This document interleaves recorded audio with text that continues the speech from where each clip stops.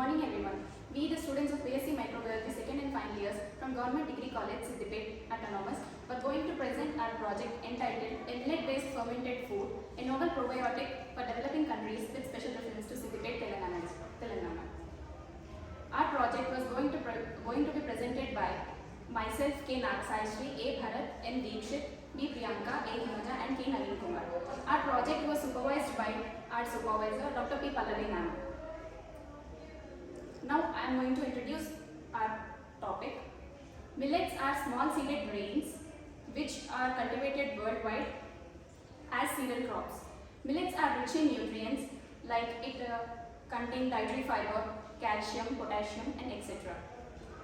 In our sedentary lifestyles, we want to introduce millets in our day-to-day lifestyle, daily millets and etc.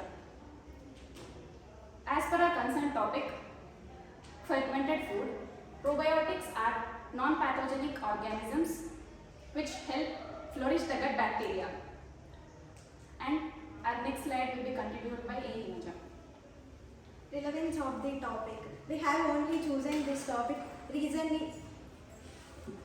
is UN declared 2023 as the International Year of Millets, and our Prime Minister is promoting about the millets. And coming to statement of the problem. Nowadays the world is facing nutritional challenges.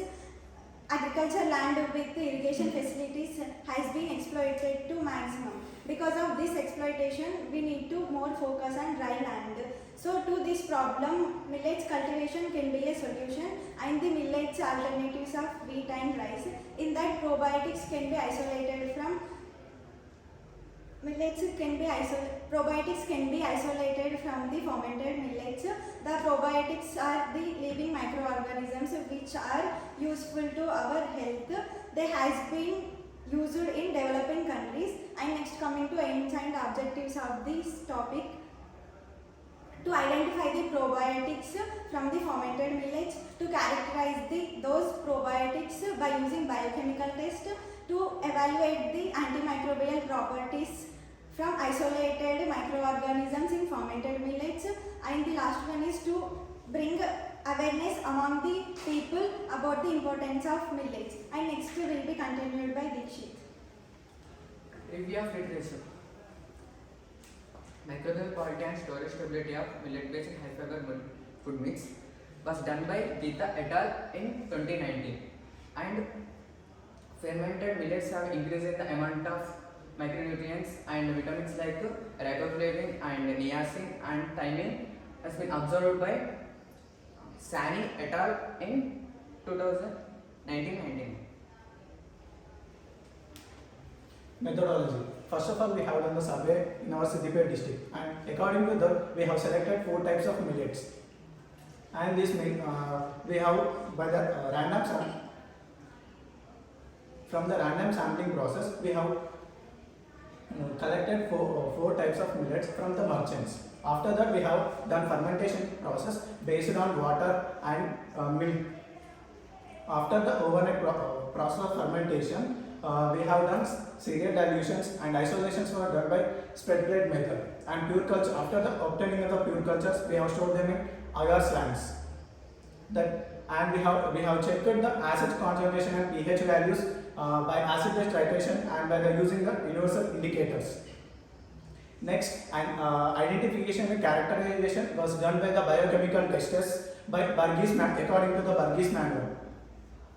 And next, antimicrobial activity was done by the gel diffusion assay, and antibiotic sensitivity was done by the disk diffusion assay techniques. And we have done the statistical analysis based on our data by using of the MS Excel. And next will be the findings. It will be continued by the K. Naveen Kumar. So here is the findings. First one, evaluation of pH values on the given samples. As our observations, the highest pH was observed in sample foxtail millet water and least was observed in foxtail millet milk sample. But the sorghum water and kodo millet water samples are showing neutral values.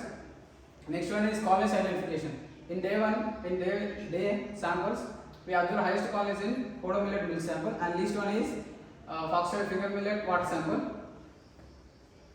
Next one is when we compare to the day 1 pH value, the day 2 values are increased simultaneously, and also the call is also increased in day 2 samples. Next one is these. Next, we also made titrations to check concentrations of the samples, and these are the tables of 2 days of molarity values.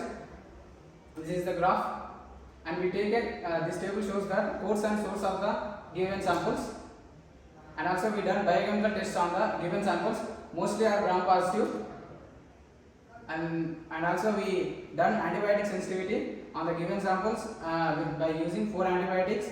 Those are streptomycin, vancomycin, ampicillin, and chloramphenicol. Mostly are resistant to all samples.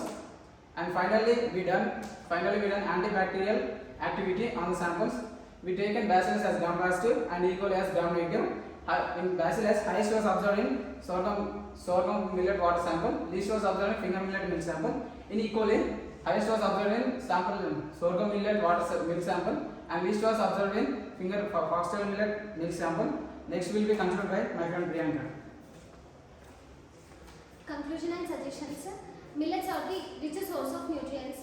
Mainly the fermented millets are the richest source of nutrients, which has more beneficial aspects than non-fermented millets, which will able to control the diseases like cardiovascular diseases, heart strokes, and also gastrointestinal gut diseases, etc.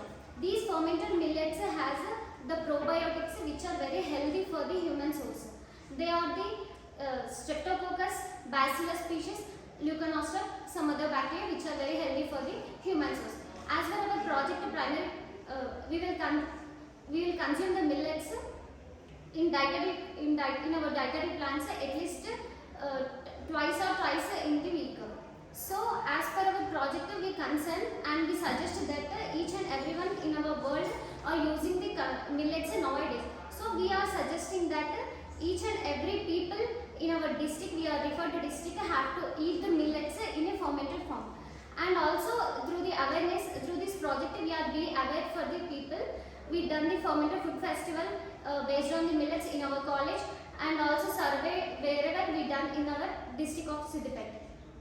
And acknowledgement, a very warm thanks for our Commissioner of CCE, Naveen Mittal sir, whoever the Jignasa Commissioner, and also thankful for the C.H. Prasad sir, college principal, and our supervisor. A very warm thanks for our supervisor Dr. P. Pallavi ma'am, and thank you all staff for our help and deal in some situations in our project. Thank you all.